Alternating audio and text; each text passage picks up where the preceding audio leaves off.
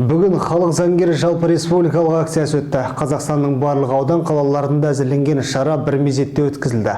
Акцияның басты мақсаты халықтың құқықтық сауаттылығын арттыру, сондай-ақ азаматтарға тегін әрі сапалы заң көмегін көрсету. Іс-шара барысында тұрғындар нотариат, сот, еңбек құқығы, әлеуметтік көмек, мүліктік даулар, банкроттық рәсімдер және өзге де көптеген мәселелер бойынша кәсіби заңгерлерден тегін кеңес алды. Бүгін халық заңгері акциясы өтіп жатыр екен. Яғни осы акцияға қатысып мен өз сұрағыма жауабымды ала алдым. Яғни сот орындаушыға қойған сұрағым, шотым ары іске түсіп қалса қандай жолмен шешуге болады, және олар коллекторлық ұйымдар бізге арест қоюға құқылы ма деген сұрақ қойған болатынмын, және өз сұрағыма жауабымды алдым. Бұндай іс-шаралар көптеп ұйымдастырылса жақсы болар еді. Халық заңгері қарапайым азамат пен кәсіби заңгер арасындағы байланысты нығайтып, қоғамда құқықтық мәдениетті қалыптастыруға бағытталған маңызды жоба. Сонымен қатар бұл бастама жемқорлықтың алдын алуға бағытталған маңызды іс-шаралардың бірі ретінде танылады.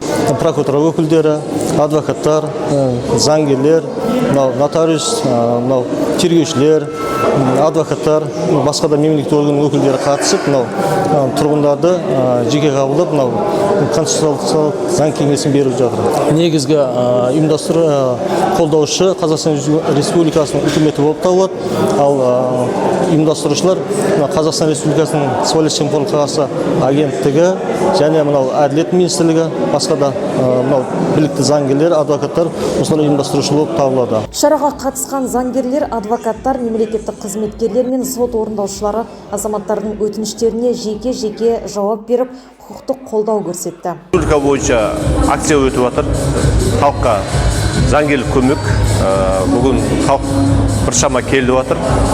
Негізі халықтың сұрағын көбісі мынау займдар алған алимент бойынша, одан кейін автокредитование бойынша, графиктердің жеңілдету мәселелері. Заңгерлік кеңесінің ең үлкені мынау сот шешім орындаған дұрыс.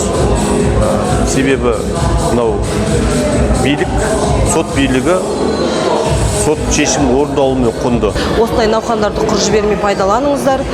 Жаңағы көкейлеріңізде жүрген сұрақтарды адвокаттар болсын, нотариустар болсын, мемлекеттік қызметкерлерден болсын, келіп беймарал сұрасаңыздар болады.